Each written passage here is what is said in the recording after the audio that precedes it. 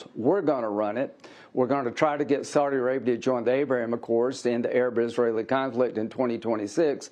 And if Iran continues to attack Israel and Lebanon, the new policy will be we'll hit Iran. Yeah, still a lot of concern from Republican senators about the reconstruction fund that has been proposed in the Memorandum of Understanding for Iran. But we will see if the administration clears that up in the next couple of days. All right, Aaron Navarro in our D.C. bureau. Vice President JD Vance has just taken moves so that when there are the conflicts that inevitably come up, we can make sure we work through them rather than that leading to escalation. And that is exactly what we did yesterday.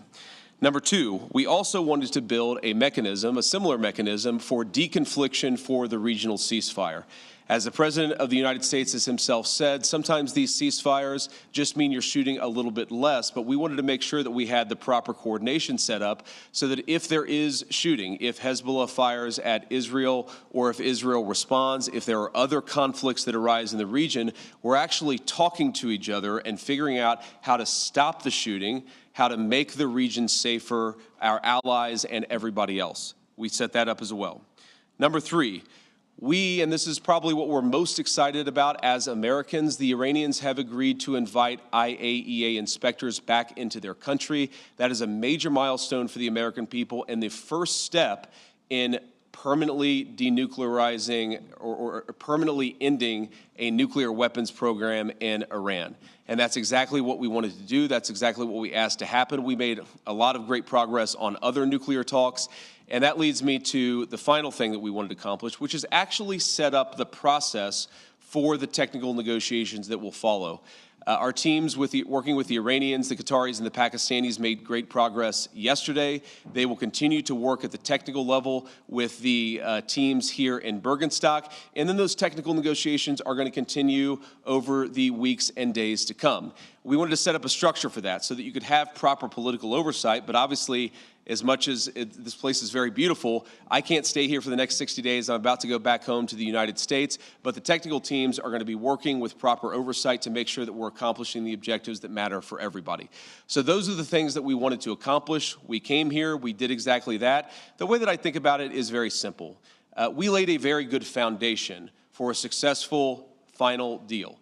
The final deal is the house. We set the foundation. We haven't built the house, but we've laid a successful foundation to get to a good place for the American people. I think it's important for all of us to appreciate how much was done, but honestly, there is still a lot to do as we continue to make progress on the nuclear talks, on the economic talks, as we continue to demine the straits and ensure that that flow of traffic continues to pick back up. A lot of progress, but still some work to do, and we're very committed to doing exactly that. So with that, I'm happy to take a few questions from guys in the audience. I appreciate you guys being here. Let's start with you.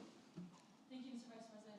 Did the president's threats yesterday really throw a wrench in negotiations? There were reports that the Iranians walked out at one point. Can you just clarify and tell us what happened?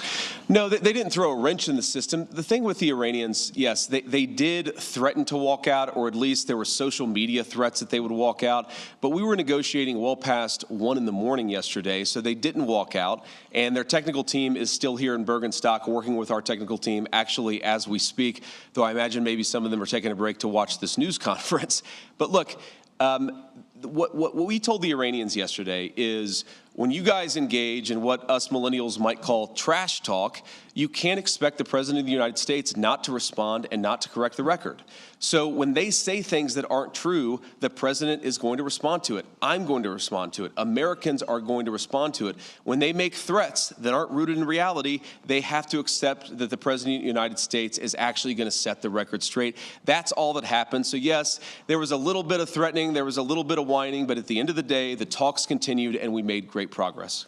On the nuclear inspectors, when do you expect them to be welcomed into Iran? Is there a time frame that you guys are looking at? And also in terms of when we could see this entire conflict end, do you think this can end by the midterm elections? Well, look, right now the conflict is in a ceasefire, and certainly our hope is that we get to the final deal and a permanent settlement. But right now, I think we've made great progress, and we should all celebrate that. In terms of when the nuclear inspectors are going to start, it's funny, we were trying to call some of the inspectors last night around 2 in the morning. As you can expect, Not many people are answering their phone at 2 in the morning. I expect that will happen at the minimum this week, but we think even some of those conversations with the inspectors and with the IAEA could happen as soon as today, but I haven't checked in with our team since we made that 2 a.m. phone call to some of those inspectors. Sorry. Mr. Vice President. Thank you, Mr. Vice President. Did you, going in, expect the Iranians to make Lebanon as much of a linchpin as they ended up doing? And how would you describe the progress on Lebanon? I know Mr. Araghchi said it was very good progress, but what's your characterization of it? Yeah, I would describe it as very good progress, too. I mean, look, we want a regional ceasefire, right? We want Hezbollah to stop firing at our friends in Israel. We want Israelis to be able to live in peace. We also want to make sure that, you know, when things happen, they don't spiral into a broader escalation. And so we've been, I think, very good at setting up what we're calling a deconfliction mechanism. But what it really is to say that when things happen, the sides are actually talking to one another. Sometimes, you know, you got a bit of a chicken and egg problem, that you've got a junior guy who fires a drone that didn't have approval from the high command. Okay, of course, Israel has to respond to that. But then sometimes that response, we could actually have a better and more peaceful situation if Israel responds in the context of a conversation that's ongoing between Hezbollah, Lebanon, Israel, and other partners in the region. There really hasn't been a mechanism to have those discussions until basically around 4 p.m. yesterday, Bergenstock time, when we set that up. So what we're trying to do is to say, first of all, Israel and every other nation in the region has the right of self-defense, but we want to make sure that everybody has that right of self-defense in the background where we're talking about how to de-escalate these conflicts rather than spiraling out of control. Sometimes what will happen is that if the conflict spirals out of control, that's worse for everybody's self-defense and worse for everybody's security. So we've actually got the process in place to ensure that that escalation doesn't happen. Now, I will say you already see the fruits of that. Over the past 24 hours have probably been the most peaceful that we've seen the situation in Lebanon. The previous 24 hours were pretty good. Obviously, there was some shooting about 72 hours ago. So this is a work in progress. But what we've done is actually set up the operation so that we can ensure it doesn't spiral out of control in the future. Does the U.S. want Israel to withdraw forces from southern Lebanon? Well, we want Israel's security to be protected, and we also want Lebanon's sovereignty to be protected, and this is going to be an ongoing conversation. The Israelis have been very clear they do not have territorial intentions on South Lebanon. The reason they feel they have to be there is because they're worried about Hezbollah fighters in South Lebanon firing into Israel.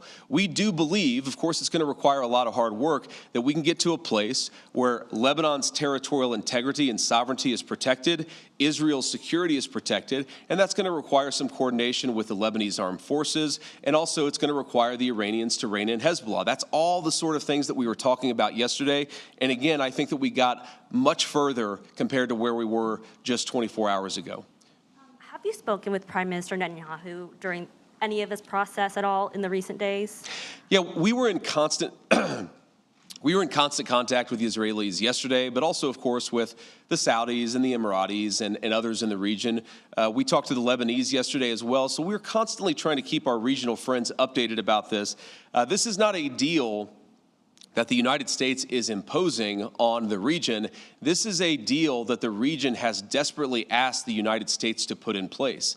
Obviously, the headlines have been very focused about what's been going on between the United States and Iran, but this region has been a basket case for a very long time. And what the president has set us to do, again, lay the foundation, see if we can get to a permanent peace. If we can't, the President of the United States still has a lot of options to accomplish America's security objectives, but he has certainly committed us to this pathway for now, and we're going to keep on working and seeing what we can accomplish. And then I want to just, before we depart here, I want to say one last thing.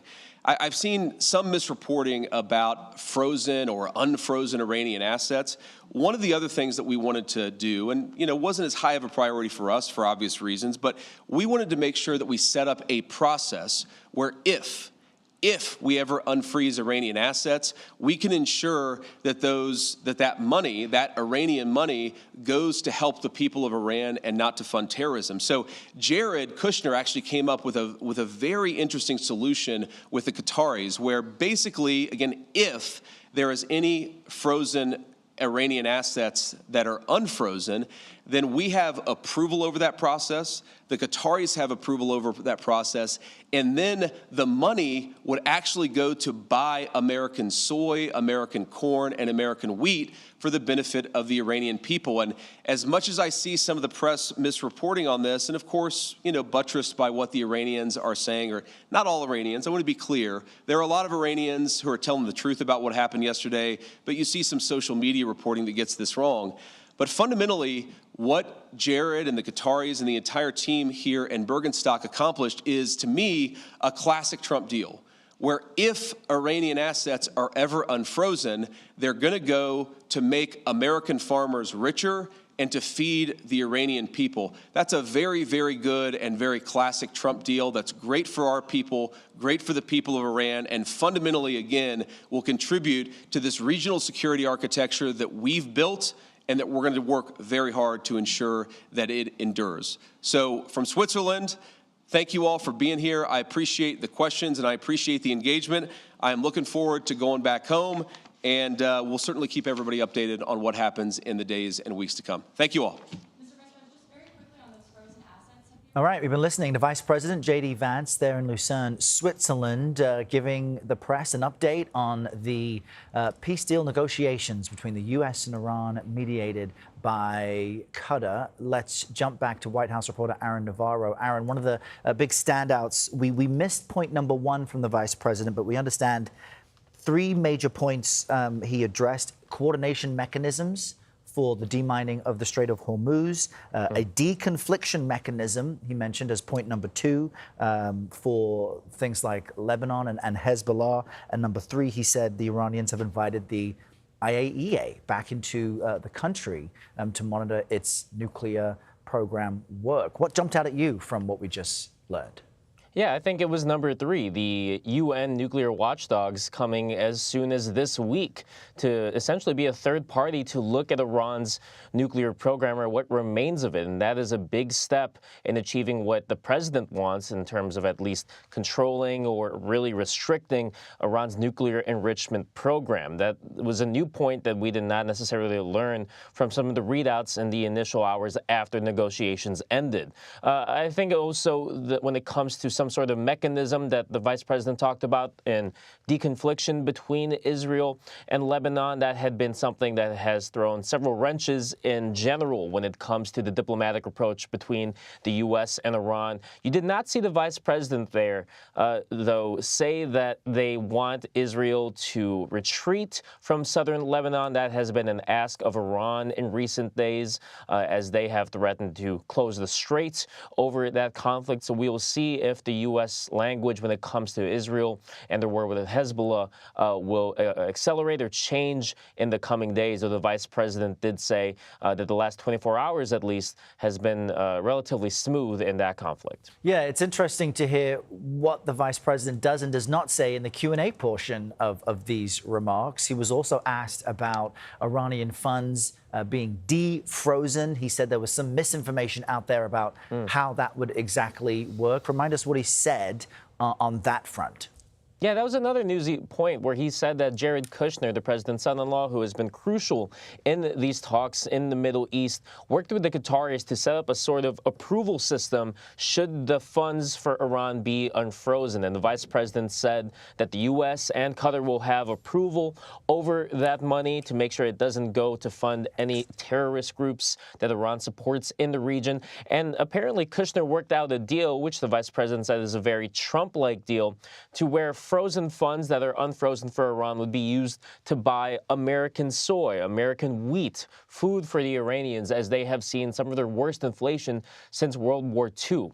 So that is a notable development there. We'll wait to see more information and if there really was a green light given from Iran's side. And Aaron, what else should we be looking out for, I guess, the rest of this week? Vice President Vance says he's leaving Switzerland now. This opens a window of 60 days of talks to solidify what's been agreed to. But what will you be watching out for? I'll be watching to see any developments in the war between Israel and Hezbollah in Lebanon, as that has really caused the stops and starts that we've seen throughout this diplomatic process.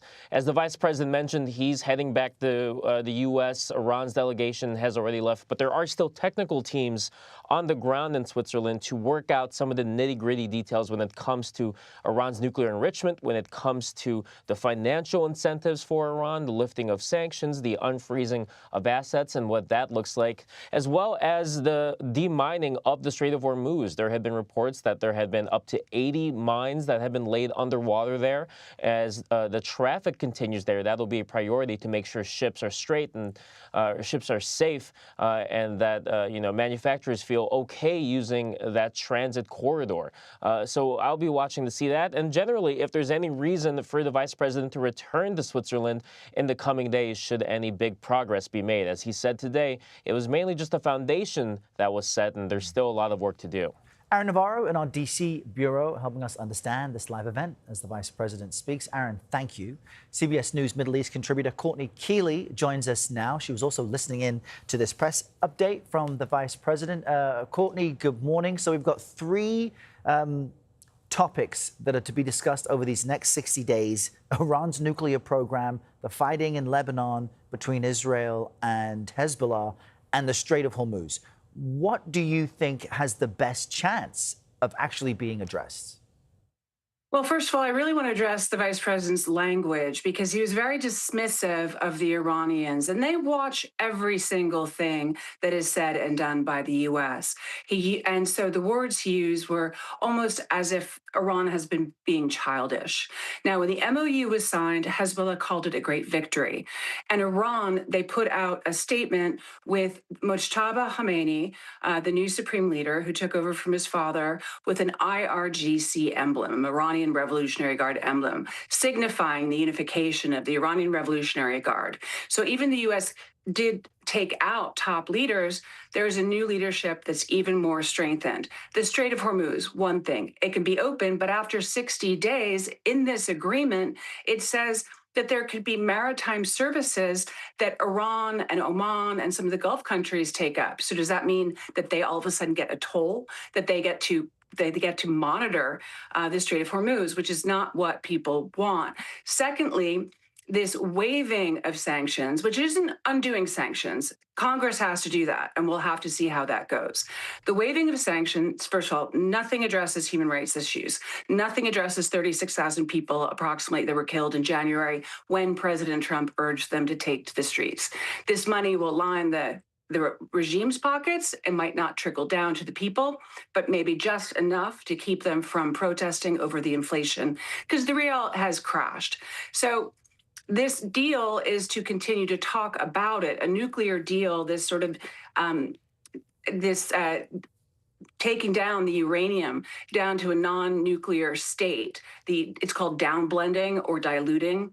Will they do it in the country, or will they out of the country? Because if they keep it in the country, they can reverse that, according to people that know the physics behind this, the nuclear physics behind this. So that's also a problem. Nuclear is a problem.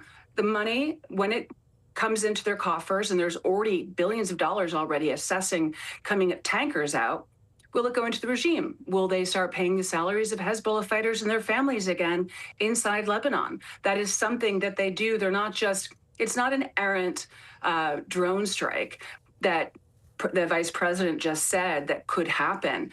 It's a well-oiled, practiced terrorist machine that knows when to fight, and the Secretary General covered Hezbollah, from Hezbollah, covered and ran the southern command of southern Lebanon for years. He's practiced since the 90s in this kind of guerrilla warfare.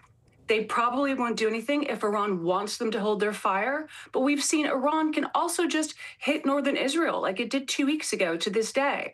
So it's in Iran's interest to have these oil tankers go out, sell their oil, not just to China, but others, reap the billions, have the waivers to the sanctions, the money coming in to establish some sort of control over the runaway inflation and the crashed economy, but nothing for human rights, and really nothing mapped out about how they would go after the nuclear program.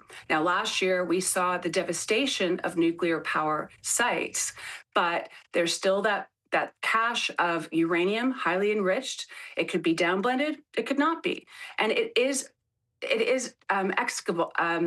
You can actually excavate it. So it's there, it's sitting there. What are they going to do with it? What are they going to do with the centrifuges? And then one thing this just absolutely doesn't touch at all is ballistic missiles. It's an estimation by U.S. intelligence that 70% of the ballistic missile program is still intact. That is a real danger to Israel. It's a real danger to the Gulf countries and everyone in the region. That has not been decimated. They still have them. And with this money, would they actually apply to secretly then boost it up more? Yeah, a comprehensive analysis there from our Courtney Keeley. Courtney, thank you so much. We're going to continue this discussion now with CBS News Executive Director of Elections and Surveys, that's Anthony Salvanto. You have fresh new data and polling on how Americans feel overall about the U.S. effort with Iran. What is it showing? So let's set some of the context coming into all that we've just seen today. And I want to start with this, which is that Americans come in not convinced that the U.S. has permanently stopped Iran's nuclear program. So by a wide margin. By a wide margin. So everything that you've just heard from these reports, remember that the American public is still waiting to see clear evidence that that will happen or has happened. That's number one. Number two, and it's related, Errol, is that when folks came into this hearing about the MOU, hearing about the understanding between Iran and the U.S., on balance, they didn't necessarily think it was better for the U.S. One might think that would be the benchmark, at least for U.S. public opinion, but about equal for both or better for Iran. So still some convincing to do for the administration as people watch this going forward. And what about the president's party, the Republican base? While the general public may not be convinced that the U.S. is getting what it wanted, what do Republicans think about this? Well, I'm glad you asked that because, as you've mentioned, Republicans have been behind the president. They still are on this. However, there are a sizable number of Republicans, this 40% here, who say that the U.S. should continue to press on until Iran gives up more.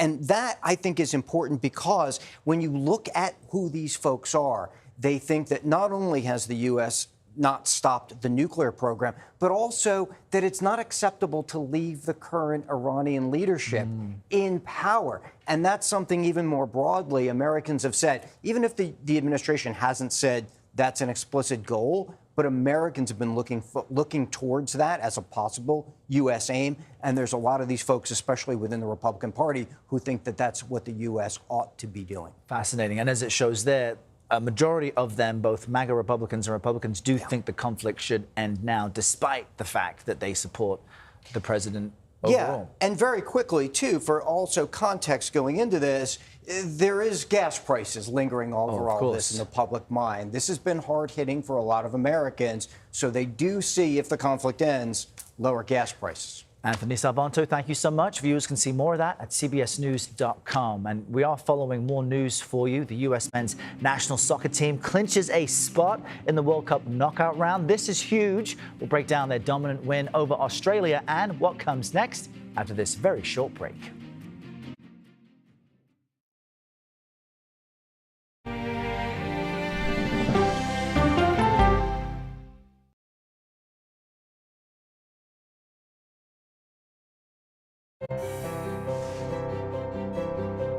The only way to get a 360-degree understanding of America is to get out there in America.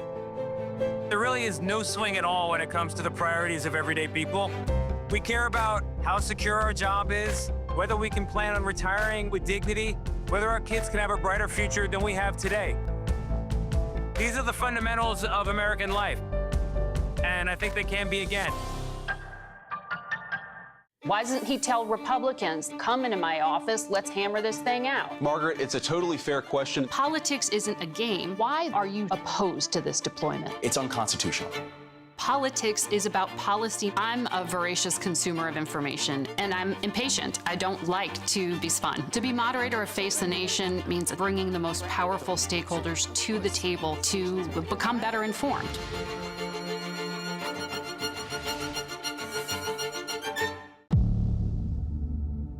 We don't want to accept that there's evil that walks amongst us, but it does. know when you meet somebody, you can't put your finger on it, but something's not right? You never know what anybody is capable of. I am a serial killer who's only killed once. Did you think